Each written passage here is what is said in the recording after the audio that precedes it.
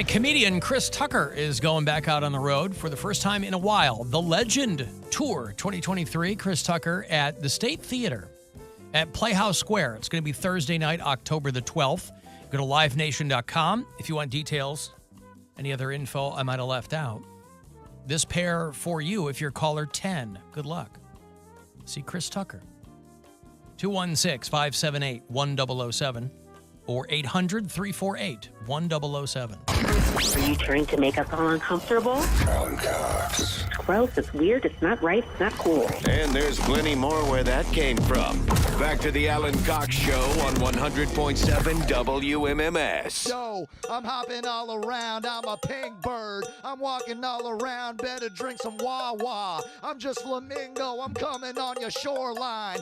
Here I go, I'm gonna peacefully drink. Yo, I'm slowly creeping up to your front yard. Nothing threatening here, I'm just a flamingo. I'm a flamingo and I'm coming up to you. Oh, is that your child? I'ma rip out his motherfucking eyeball. I'm gonna rip out his goddamn eyeball. I'm a flamingo, I'ma rip out your eyeball. I'm a flamingo. So violent. And I'll get up in your child's eyeball. You know, we've talked about we've talked about because of climate change and storms and all kinds of strange meteorological goings on now, that there are all kinds of species of animals that are places they wouldn't normally be found. And they're finding flamingos in Ohio. Now, I think this is awesome. Normally, you've got to go over to the Metro Park Zoo to see a flamingo. And if it's a newborn, that's when you learn they're not pink. Flamingos are not pink. They're gray when they're born. They get pink because they eat all that shrimp. And what do they eat in Ohio? Huh? They got to feed them same thing, right?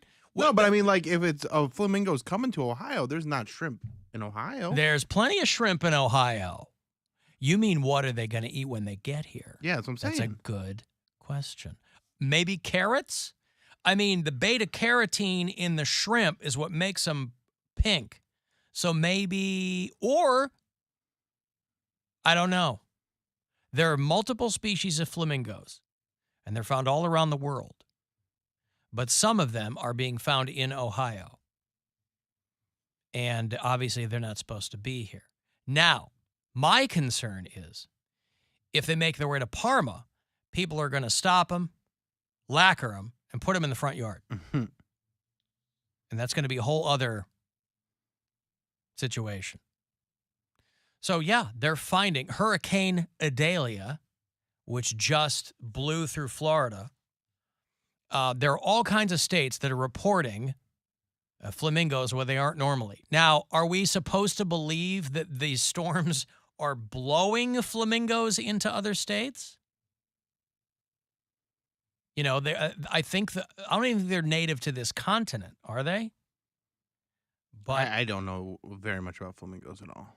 I don't know if they're native to. I feel like if they are. They're more tropical than anything. Yeah, like Africa or the Caribbean. But they found flamingos in Waynesville, Ohio, which is out in Warren County. That is southeast of Dayton. Next time Dick calls, I'm going to have to ask him if he's seen any flamingos out his way. And then he'll go, yeah, and then go right into some dulcimer talk or something. Mm-hmm. But somebody saw 2 flamingos. Now, it seems to me it's way less likely that these animals are being blown in storms than somebody's out there breeding flamingos or something. This seems to be coincidental. I mean, it makes for a good headline. It's got to be coincidental. That a hurricane comes through Florida. Private, and then, yeah. Yeah. But the director of the Audubon Society down there in Florida says that since the hurricane has blown through, they've gotten reports of flamingos from a bunch of different states. Up to the Carolinas and Ohio, over in Texas, Kentucky. I think, listen, Goldblum said it in Jurassic Park. Life finds a way. Yeah. I think, now, they do fly. Get some of that freshwater shrimp up here. Yeah. And so maybe they flew and the storm put them on a different course. And then they just got tired over Dayton. And they were like, just take a break. Let's find out if they have shrimp down there. And we'll go from there. Now, of course, we've long been associated with the birds aren't real movement. And so the question becomes, are these pink drones that they're finding out there in Waynesville, Ohio? And I think pretty unequivocally you can say no. I guess this says flamingos are native to Florida. Okay. All right. I didn't know. I didn't think they were native to this continent. Okay, so that makes it even more sense because you always refer to Ohio as what? The Florida of the North. Mm-hmm. That's right. So flamingos are like, oh, it's just North Florida. But here, this would be fun too if the flamingos find themselves here, because they say that this guy says flamingos are capable of flying thousands of miles over open water. So I think what would be a lot of fun is if the flamingos spend a little time in Ohio, come to like it, because how could you not? And then when it gets a little cold, back down to Florida. But then they go, you know what? What do they always say about Ohio? Everybody comes back, right? They just miss it so much. What if the flamingos start wintering in Florida but coming back here? They get more comfortable, maybe start a family, put down roots. Isn't that what happens? People get here and they put down roots. But flamingos in the state of Ohio, not something that most people would normally come to see. Alan, are you sure that they were flamingos and not pterodactyls?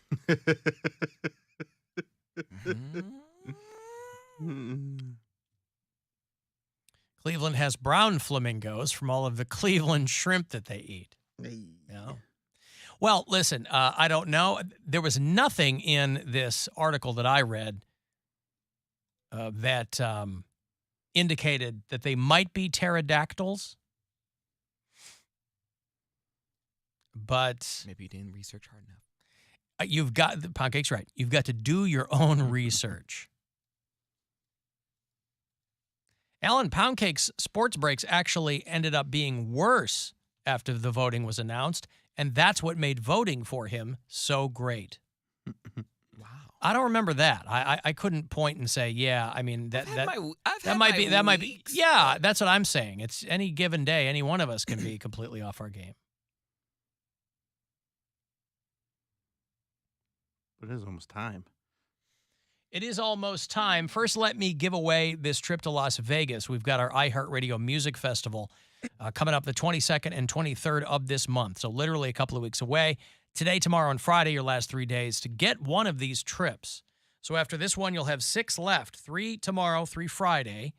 For you and a friend to get out there, it's Foo Fighters, Lenny Kravitz, Fall Out Boy, Public Enemy, Sheryl Crow, 30 Seconds to Mars. And that's just a smattering. The bands are going to play the T-Mobile Arena out there. We'll fly you out, put you up, give you $1,000. So it's a nice big package. So listen closely and good luck. Now, your chance at a trip to our 2023 iHeartRadio Music Festival. Text the nationwide keyword FESTIVAL to 200-200. You'll get a confirmation text and info. Standard data and message rates apply in this nationwide contest. That's FESTIVAL to 200-200. All right, Poundcake, are you ready for this week's sports break? I believe so. Play ball! This is a Poundcake Sports Break!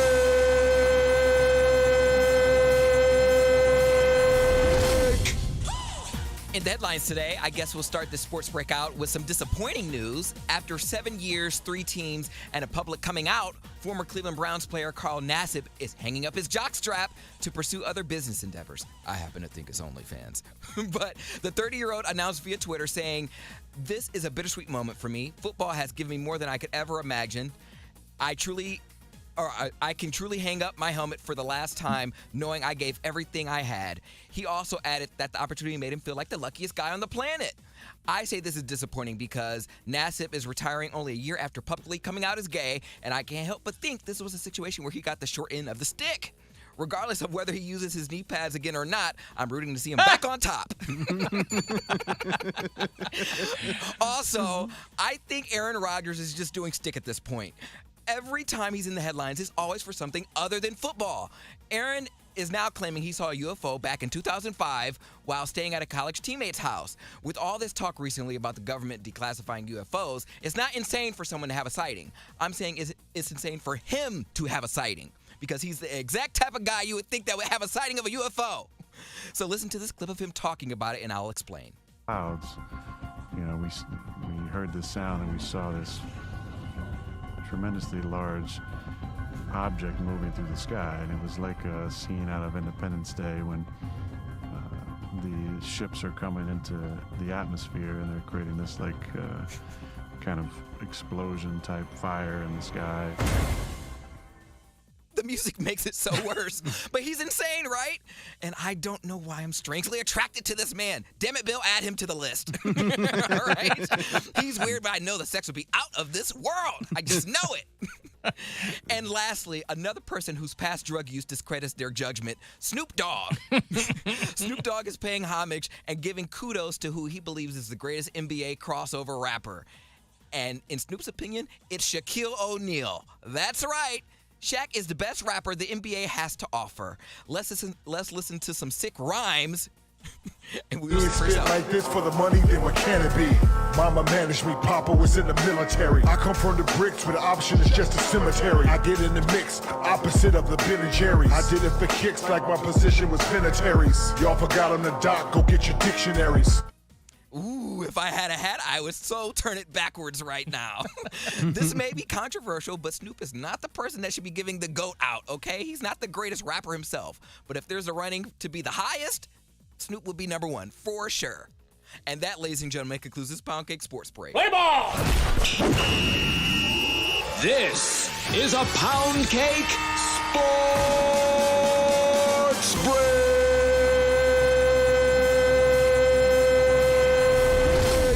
There's a lot of controversy in that sports break. That was a good sports break. That was a great sports break. Thank you. Snoop Dogg is not the greatest rapper. No. And this is... Who, Busta Rhymes? I don't know who... He's not even in the running to be the greatest rapper. He is an OG. That's very different than being a GOAT. There has never been a time where... And this is not coming from me, because I'm not an avid hip-hop fan. This is coming from the source? This is coming from, like, my brother who grew up on hip-hop, loves hip-hop. He finds Snoop Dogg corny.